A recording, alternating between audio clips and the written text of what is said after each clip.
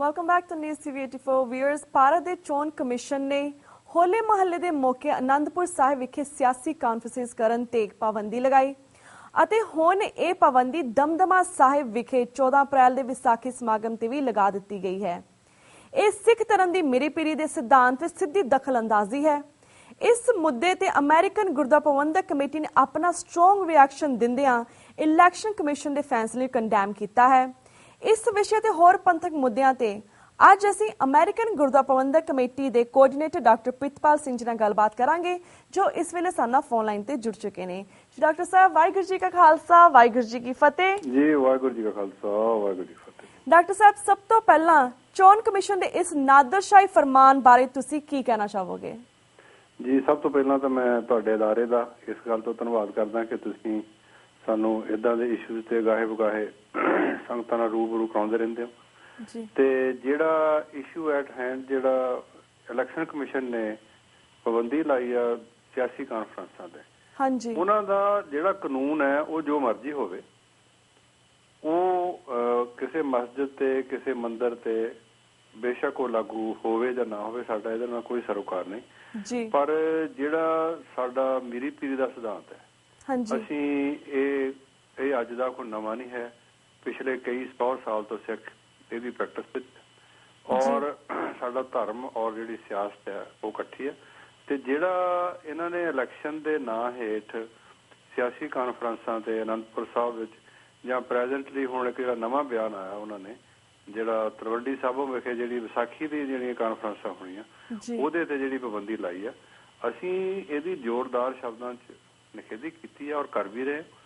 ਔਰ ਅਸੀਂ election commission ਨੂੰ ਇਹ ਤਾੜਨਾ ਕਰਦੇ ਹਾਂ ਕਿ ਸਾਡੇ ਜਿਹੜੇ ਧਾਰਮਿਕ ਮਸਲੇ ਹੈਗੇ ਆ ਧਾਰਮਿਕ ਅਦਾਰਿਆਂ ਦੇ ਵਿੱਚ ਇਹ ਬਿਲਕੁਲ ਦਖਲ ਨਾ ਦੇਣ। ਬਿਲਕੁਲ ਭਾਵੇਂ ਇਸ ਗੱਲ ਦਾ ਅਕਾਲੀਆਂ ਨੂੰ ਕੋਈ ਲਾਭ ਪਹੁੰਚੇ ਜਾਂ ਨਾ ਪਹੁੰਚੇ, ਅੱਜ ਇਹ ਲੋਕ ਠੀਕ ਹੈ ਇਹ ਵੀ ਧਰਮ ਤੋਂ ਬੇਮੁਖ ਹੋਏ ਆ, ਪਰ ਅੱਜ ਕੋਈ ਅੱਛੇ ਬੰਦੇ ਜੇ ਨਹੀਂ ਹੈਗੇ, ਕੱਲ੍ਹ ਨੂੰ ਬਹੁਤ ਚੰਗੇ ਬੰਦੇ ਵੀ ਇਹਦੇ ਵਿੱਚ ਆ ਸਕਦੇ ਆ।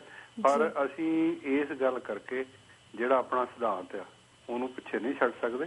ਔਰ ਅਸੀਂ ਜਿਹੜੀ ਸਿੱਖਾਂ ਦੀ ਧਾਰਮਿਕ ਲੀਡਰਸ਼ਿਪ ਹੈ ਪੰਜਾਬ ਦੇ ਵਿੱਚ, ਸਾਨੂੰ ਉਹਨਾਂ ਤੇ ਵੀ ਬੜਾ ਅਫਸੋਸ ਹੈ ਕਿ ਹੋਲੇ ਮਹੱਲੇ ਦੇ ਮੌਕੇ ਹਾਂ ਸਰਦਾਰ ਪ੍ਰਕਾਸ਼ ਸਿੰਘ ਬਾਦਲ ਨੇ ਇਹਦਾ ਥੋੜ੍ਹਾ ਮਾਈਲਡ ਵਿਰੋਧ ਜ਼ਰੂਰ ਕੀਤਾ, ਪਰ ਸਾਡੀ ਸਾਰੀ ਧਾਰਮਿਕ ਲੀਡਰਸ਼ਿਪ ਵੀ ਉੱਥੇ ਬੈਠੀ ਹੋਈ ਸੀ, ਕਿਸੇ ਨੇ ਵੀ ਉਹਦੇ ਪ੍ਰਤੀ ਕੋਈ ਰਿਐਕਸ਼ਨ ਨਹੀਂ ਦਿੱਤਾ, ਜਿਹੜਾ ਕਿ ਹੋਰ ਵੀ ਦੁਖਦਾਈ ਆ। ਕੰਮ ਵਟ ਮੇ ਜੋ ਮਰਜ਼ੀ ਹੋਵੇ, ਸਾਨੂੰ ਜਿਹੜਾ ਆਪਣਾ ਸਿਧਾਂਤ ਆ ਉਹਦੇ ਤੇ ਠੋਕ ਕੇ ਪਹਿਰਾ ਦੇਣਾ ਚਾਹੀਦਾ ਔਰ ਕਦੀ ਉਸ ਗੱਲ ਤੋਂ ਸਾਨੂੰ ਪਿੱਛੇ ਨਹੀਂ ਹਟਣਾ ਚਾਹੀਦਾ।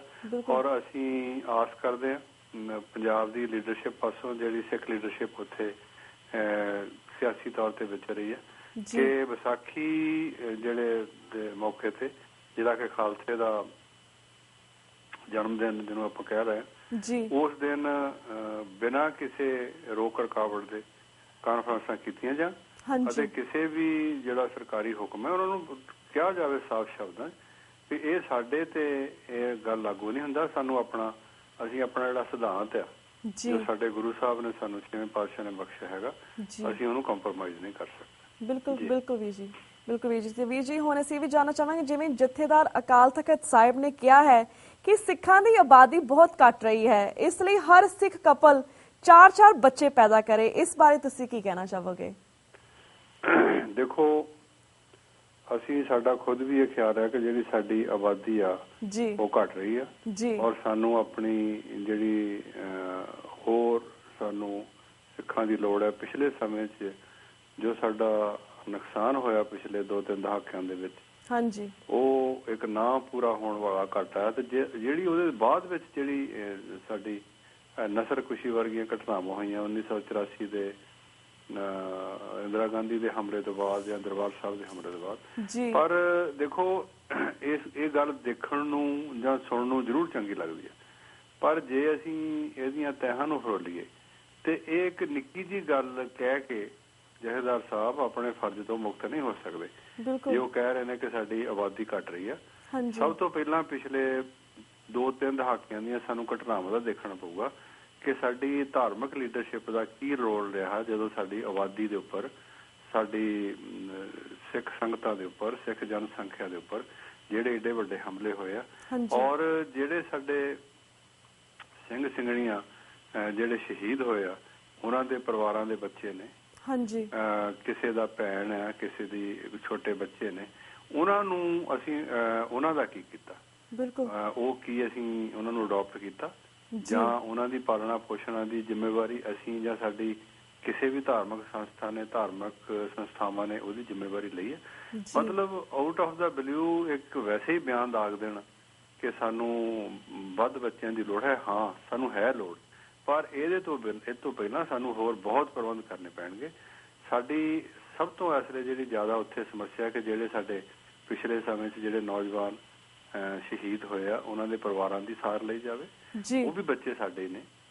ਨੰਬਰ 2 ਤੇ ਜੋ ਇਸ ਵੇਲੇ ਇੱਕ ਨਸ਼ਿਆਂ ਦਾ ਛੇਵਾਂ ਦਰਿਆ ਜਿਹੜਾ ਉੱਥੇ ਵਗ ਰਿਹਾ ਪੰਜਾਬ ਦੇ ਵਿੱਚ, ਉਹਦੇ ਵਿੱਚ ਜਿੰਨੀ ਜਿਹੜੀ ਸਾਡੀ ਆਬਾਦੀ ਆ ਪੂਰੀ ਤਰ੍ਹਾਂ ਉਹਦੀ ਲਪੇਟ ਵਿੱਚ ਆਈ ਹੋਈ ਹੈ। ਉਹ ਸਾਡੇ ਸਾਰੇ ਨੌਜਵਾਨ ਬੱਚੇ ਹੀ ਆ, ਜਿਹੜੇ ਬੱਚੇ ਜਾਂ ਬੱਚੀਆਂ ਜਿਹੜੀ ਇਸ ਨਸ਼ੇ ਦੀ ਲਪੇਟ ਵਿੱਚ ਹਨ। ਉਹਨਾਂ ਬਾਰੇ ਜਿਹੜੀ ਸਾਡੀ ਲੀਡਰਸ਼ਿਪ ਹੈ ਉਹ ਕੀ ਕਰ ਰਹੀ ਹੈ? ਜਾਂ ਜਿਹੜੇ ਲੋਕ ਬੱਚੇ ਸਾਡੇ ਪ੍ਰਚਾਰ ਦੀ ਘਾਟ ਨਾ ਹੋਣ ਕਰਕੇ, ਸਾਡਾ ਜਿਹੜਾ ਸਿੱਖਿਆ ਦਾ ਆਦੇਸ਼ ਪੂਰਾ ਨਾ ਹੋਣ ਕਰਕੇ ਜਿਹੜੀਆਂ ਸੰਸਥਾਵਾਂ ਇਸ ਪਿੱਛੋਂ ਇਸ ਵਿੱਚ ਬਿਲਕੁਲ ਲੈਕ ਕਰ ਰਹੀਆਂ। ਔਰ ਸਾਡੀ ਜਿਹੜੀ ਬਹੁਤਾਤ ਸਿੱਖਾਂ ਦੀ ਜਿਹੜੀ ਬੱਚੇ ਜਾਂ ਬੱਚੀਆਂ ਨੇ ਜਾਂ ਸਿੱਖ ਆਮ ਤੌਰ ਤੇ ਜਿਹੜੇ ਦੂਜੇ ਮਤਲਬ ਧਰਮਾਂ ਵੱਲ, ਕੋਈ ਆਸ਼ੂਤੋਸ਼ ਦੇ ਡੇਰੇ ਤੇ ਜਾ ਰਿਹਾ, ਕੋਈ ਕਿਸੇ ਦੇ ਡੇਰੇ ਤੇ ਜਾ ਰਿਹਾ, ਇਹਦਾ ਅਸੀਂ ਕਿਸੇ ਨੂੰ ਨਹੀਂ ਬਲੇਮ ਕਰ ਸਕਦੇ ਵੀ ਉਹ ਲੈ ਗਏ ਸਾਡੀ ਸੰਗਤ ਨੂੰ ਜਾਂ ਸਾਡਿਆਂ ਤੇ ਉਹਨਾਂ ਨੇ ਪ੍ਰਭਾਵ ਪਾ ਲਿਆ। ਇਹਦੇ 'ਚ ਸਾਡਾ ਆਪਣਾ ਕਸੂਰ ਹੈ, ਸਾਡੀ ਧਾਰਮਿਕ ਲੀਡਰਸ਼ਿਪ ਦਾ ਕਸੂਰ ਹੈ ਕਿ ਅਸੀਂ ਜਿਹੜਾ ਬਾਬਾ ਜੀ ਦਾ ਸਿਧਾਂਤ ਸੀਗਾ, ਜਿਹੜਾ ਇੱਕ ਬੜਾ ਸਰਲ ਔਰ ਸੌਖਾ ਇੱਕ ਧਰਮ ਸੀ ਅੱਜ ਤੋਂ 500 ਸਾਲ ਪਹਿਲਾਂ ਜੋ ਗੁਰੂ ਸਾਹਿਬ ਨੇ ਸਾਨੂੰ ਆਦੇਸ਼ ਦਿੱਤੇ, ਅਸੀਂ ਉਹਨਾਂ ਆਦੇਸ਼ਾਂ ਦੀ ਆਪ ਪੂਰਤੀ ਨਹੀਂ ਕੀਤੀ ਔਰ ਉਹਦਾ ਪ੍ਰਚਾਰ ਸਹੀ ਤਰੀਕੇ ਨਾਲ ਨਹੀਂ ਕਰ ਸਕੇ। ਹਾਂ, ਦੇਖਣ ਨੂੰ ਜਿੱਦਾਂ ਮੈਂ ਪਹਿਲਾਂ ਵੀ ਕਿਹਾ, ਇਹ ਸਟੇਟਮੈਂਟ ਜ਼ਰੂਰ ਚੰਗੀ ਲੱਗਦੀ ਹੈ ਕਿ ਸਾਡੇ ਜਿਹੜੇ ਬੱਚੇ ਆ ਉਹ ਵੱਧ ਤੋਂ ਵੱਧ ਹੋਣੇ ਚਾਹੀਦੇ, ਨੋ ਡਾਊਟ ਹੋਣੇ ਚਾਹੀਦੇ ਆ, ਪਰ ਉਹਦੇ ਤੋਂ ਪਹਿਲਾਂ ਜਿਹੜੇ ਸਾਨੂੰ ਸਾਰੇ ਜਿਹੜੇ ਪ੍ਰਬੰਧ ਨੇ ਜੋ ਸਾਡੇ ਨੌਜਵਾਨ ਨਸ਼ਿਆਂ ਦੇ ਵਿੱਚ ਗਲਤਾਨ ਹੋ ਰਹੇ ਨੇ, ਸਾਡੇ ਬੱਚੇ ਬੱਚੀਆਂ ਜਿਨ੍ਹਾਂ ਦੀ ਪਿਛਲੇ 30 ਸਾਲ ਤੋਂ ਸਾਰ ਨਹੀਂ ਲਈ ਗਈ, ਉਹਨਾਂ 'ਚੋਂ ਹੁਣ ਬਹੁਤੇ ਨੌਜਵਾਨ ਹੋ ਕੇ ਉਹਨਾਂ ਨੇ ਅੱਗੇ ਮਾਤਾ ਪਿਤਾ ਬਣਨਾ, ਉਹਨਾਂ ਦਾ ਜਿਹੜਾ ਦਿਮਾਗੀ ਤੌਰ ਤੇ ਜਿਹੜਾ ਉਹਨਾਂ ਦਾ ਟੌਰਚਰ ਹੋਇਆ ਪਿਛਲੇ 20-25 ਸਾਲ, ਇੱਥੇ ਤੁਸੀਂ ਦੇਖੋ ਇੱਕ ਸਕੂਲ ਦੇ ਵਿੱਚੋਂ ਦੀ ਕੋਈ ਲੋਕ ਬੰਦਾ ਕੋਈ ਗਨ ਲੈ ਕੇ ਨਿਕਲ ਜਾਏ, ਕਵੇ ਕਿਸੇ ਨੂੰ ਕੁਛ ਨਾ, ਕਈ ਦਿਨ ਉਹਨਾਂ ਬੱਚਿਆਂ ਦੀਆਂ ਕੰਸਲਟੈਂਸੀ ਦੀਆਂ ਕਲਾਸਾਂ ਲੱਗਦੀਆਂ ਰਹਿੰਦੀਆਂ ਵੀ ਇਹਨਾਂ ਬੱਚਿਆਂ ਦੇ ਦਿਮਾਗ ਤੇ ਕੋਈ ਅਸਰ ਨਾ ਹੋਵੇ।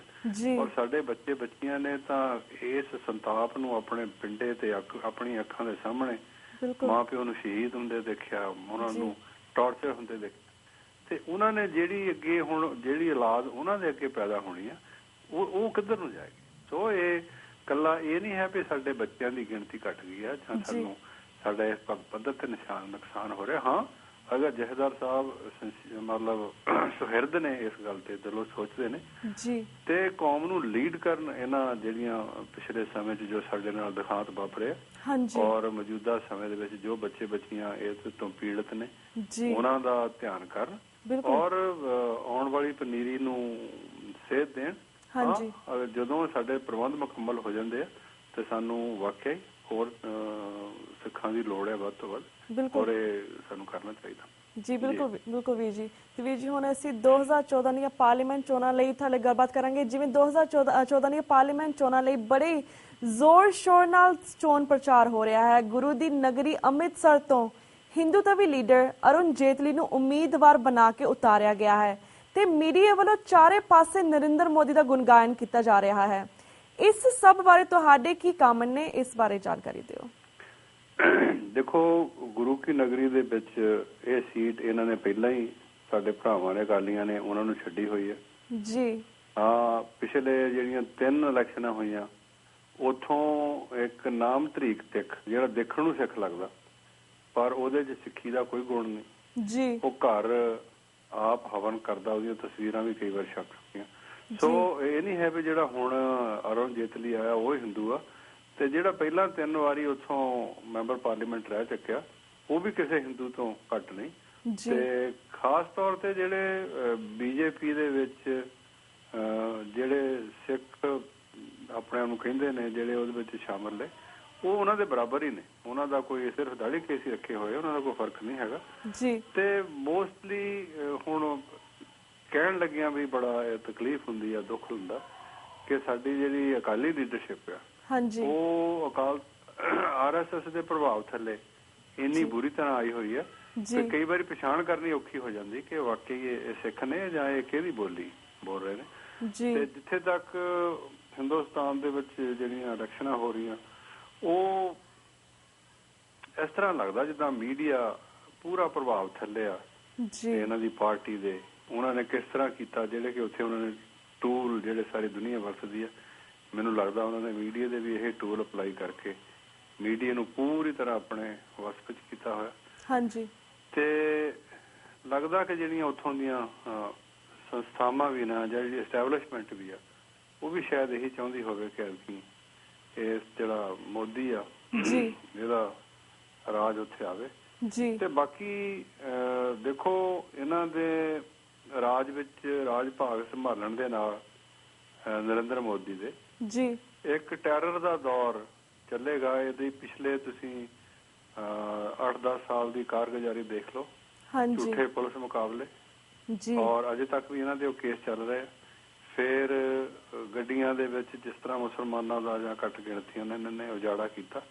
ਸੋ ਉਹ ਸਾਰੀਆਂ ਗੱਲਾਂ ਸਾਡੇ ਲਈ ਇੱਕ ਬੜਾ ਵੱਡਾ ਹਿੰਦੁਸਤਾਨ ਦੇ ਲੋਕਾਂ ਵਾਸਤੇ ਖਾਸ ਤੌਰ ਤੇ ਇੱਕ ਆਈ ਓਪਨਰ ਆ ਕਿ ਹਿੰਦੁਸਤਾਨ ਦੀ ਜਿਹੜੀ ਪੋਲਿਟੀ ਆ ਉਹ ਕਿੱਧਰ ਨੂੰ ਜਾ ਰਹੀ ਹੈ। ਤੇ ਉਦੋਂ ਤੋਂ ਵੀ ਵੱਧ ਦੁੱਖ ਵਾਲੀ ਗੱਲ ਆ ਕਿ ਗੁਰੂ ਸਾਹਿਬ ਦਾ ਆਦੇਸ਼ ਪ੍ਰਾਪਤ ਜਿਹੜੇ ਸਿੱਖ ਹਮੇਸ਼ਾ ਕਿਸੇ ਦੀ ਰਾਖੀ ਵਾਸਤੇ ਤਤਪਰ ਰਹਿੰਦੇ ਸੀ, ਅੱਜ ਅਸੀਂ ਸਾਡੀ ਅਕਾਲੀ ਲੀਡਰਸ਼ਿਪ ਜਿਹੜੀ ਆ ਉਹ ਕੰਪਲੀਟਲੀ RSS ਦੇ BJP ਦੇ ਪ੍ਰਭਾਵ ਥੱਲੇ ਆਈ ਹੋਈ ਹੈ। ਔਰ ਜਦੋਂ ਪਹਿਲੇ ਦਿਨ ਹੀ ਐਲਾਨ ਹੋਇਆ ਇਹਨਾਂ ਦਾ, ਮੋਦੀ ਦਾ, ਵੀ ਇਹ ਪ੍ਰਾਈਮ ਮਿਨਿਸਟਰ ਦੇ ਕੈਂਡੀਡੇਟ ਹਨ, ਤੇ ਸਭ ਤੋਂ ਪਹਿਲਾਂ ਹਿੰਦੁਸਤਾਨ 'ਚ ਜਿਹੜਾ ਸਭ ਤੋਂ ਪਹਿਲਾਂ ਸਪੋਰਟ ਦਾ ਬਿਆਨ ਸੀ ਉਹ ਸਰਦਾਰ ਪ੍ਰਕਾਸ਼ ਸਿੰਘ ਬਾਦਲ ਨੇ ਦਿੱਤਾ, ਤੇ ਜਾਂ ਜਿਹੜੇ ਸਾਡੇ ਅਕਾਲੀ ਭਾਈ ਆ ਉਹਨਾਂ ਨੇ ਦਿੱਤਾ। ਇੱਕ ਛੋਟੇ ਜਿਹੇ ਸਮੇਂ ਵਿੱਚ ਰਾਜ ਭਾਗ ਦੀ ਲਾਲਸਾ ਨੂੰ ਮੁੱਖ ਰੱਖ ਕੇ ਜਿਸ ਤਰ੍ਹਾਂ ਸਾਡੀ ਲੀਡਰਸ਼ਿਪ ਨੇ ਆਪਣੇ ਸਿਧਾਂਤਾਂ ਨੂੰ ਛਿੱਕੇ ਤੇ ਟੰਗਿਆ ਹੋਇਆ ਜਾਂ ਆਪਣੇ ਸਿਧਾਂਤਾਂ ਨੂੰ ਕਿਸੇ ਦੇ ਗਿਰਵੀ ਰੱਖਿਆ ਹੋਇਆ, ਇਹ ਬਹੁਤ ਹੀ ਦੁਖਦਾਈ ਆ। ਇਕੱਲਾ ਸਿਆਸੀ ਤੌਰ ਤੇ ਨਹੀਂ, ਧਾਰਮਿਕ ਤੌਰ ਤੇ ਵੀ ਕੈਲੰਡਰ ਦਾ ਇਸ਼ੂ ਲੈ ਲਓ ਜਾਂ ਹੋਰ ਧਾਰਮਿਕ ਸਥਾਨਾਂ ਦੇ ਵਿੱਚ ਸਾਡੀਆਂ ਰਹੁ ਰੀਤਾਂ ਨੂੰ ਲੈ ਕੇ ਹੌਲੀ ਹੌਲੀ ਇਹਨਾਂ ਦਾ ਜਿਹੜਾ ਹੈਗਾ ਉਹ ਭਗਵਾਂ ਕਰਨ ਕੀਤਾ ਜਾ ਰਿਹਾ। ਔਰ ਉਹਦੀ ਇੱਕ ਹੋਰ ਇਹੀ ਜਿਹੜੀ ਆਪਣੀ ਮਿਸਾਲ ਹੈ ਕਿ ਗੁਰਦੁਆਰਾ ਸਾਹਿਬ ਦੇ ਵਿੱਚ ਸਿਰਫ ਕਥਾ ਕੀਰਤਨ ਔਰ ਕੋਈ ਸਿਆਸੀ ਗੱਲ ਨਾ ਹੋਵੇ। ਇਹ ਇੱਕ ਮਿੱਠੀ ਗੋਲੀ ਦੇ ਰੂਪ ਵਿੱਚ ਕਈ ਉੱਥੇ ਸਾਧਾਂ ਸੰਤਾਂ ਦੇ ਡੇਰੇ ਵੀ ਅਜਿਹੇ ਹੈਗੇ ਆ ਜਿਹੜੇ ਇਸ ਗੱਲ ਦਾ ਪ੍ਰਚਾਰ ਕਰਦੇ ਨੇ ਕਿ ਸਾਡੇ ਮਹਾਂਪੁਰਖ ਤਾਂ ਜੀ ਸਿਰਫ ਕੀਰਤਨ ਔਰ ਕਥਾ ਹੀ ਕਰਦੇ ਆ। ਇਹ ਇੱਕ ਮਿੱਠੀ ਗੋਲੀ ਆ ਜਿਹੜੀ ਸਾਨੂੰ ਦਿੱਤੀ ਜਾ ਰਹੀ ਆ। ਤੇ ਆਉਣ ਵਾਲੇ ਦਿਨਾਂ 'ਚ ਇਸ ਤਰ੍ਹਾਂ ਲੱਗ ਰਿਹਾ ਕਿ ਜਿਹੜੀ ਅਗਰ BJP ਪਾਵਰ ਵਿੱਚ ਆਉਂਦੀ ਆ ਤੇ ਹਿੰਦੁਸਤਾਨ ਦੀ ਜਿਹੜੀ ਪੋਲਿਟੀ ਆ ਉਹ ਚੇਂਜ ਹੋਏਗੀ ਔਰ ਜਿਹੜੀਆਂ ਘੱਟ ਗਿਣਤੀਆਂ ਕ੍ਰਿਸਚੀਅਨ, ਬੋਧੀ, ਜੈਨੀ, ਮੁਸਲਿਮ, ਸਿੱਖ, ਇਹਨਾਂ ਵਾਸਤੇ ਜਿਹੜੇ ਹਾਲਾਤ ਆ ਉਹ ਠੀਕ ਨਹੀਂ ਰਹਿਣਗੇ। ਬਿਲਕੁਲ ਵੀਰ ਜੀ। ਤੇ ਵੀਰ ਜੀ ਤੁਹਾਡਾ ਬਹੁਤ ਬਹੁਤ ਸ਼ੁਕਰੀਆ ਤੇ ਸਾਡੇ ਦਰਸ਼ਕਾਂ ਦੇ ਰੂਬਰੂ ਹੋ ਕੇ ਆਪਣੇ ਵਿਚਾਰ ਇਸ ਤਰ੍ਹਾਂ ਸਾਂਝੇ ਕੀਤੇ। ਤੇ ਵੀਰ ਜੀ ਹੁਣ ਸਾਡਾ ਵਕਤ ਸਮਾਪਤੀ ਵੱਲ ਜਾ ਰਿਹਾ, ਅਸੀਂ ਤੁਹਾਡੇ ਕੋਲ ਇੱਥੇ ਇਜਾਜ਼ਤ ਲੈਂਦੇ ਹਾਂ ਜੀ। ਵਾਹਿਗੁਰੂ ਜੀ ਕਾ ਖਾਲਸਾ, ਵਾਹਿਗੁਰੂ ਜੀ ਕੀ ਫਤਿਹ। ਵਿਊਅਰਸ ਇੱਥੇ ਤੁਹਾਡੇ ਕੋਲ ਇਜਾਜ਼ਤ ਲੈਂਦੇ ਹਾਂ, ਕੱਲ ਨੂੰ ਮਿਲਾਂਗੇ ਸੇਮ ਟਾਈਮ ਸੇਮ ਸ਼ੋ ਦੇ। ਤਦ ਤੱਕ ਲਈ ਵਾਹਿਗੁਰੂ ਜੀ ਕਾ ਖਾਲਸਾ, ਵਾਹਿਗੁਰੂ ਜੀ ਕੀ ਫਤਿਹ।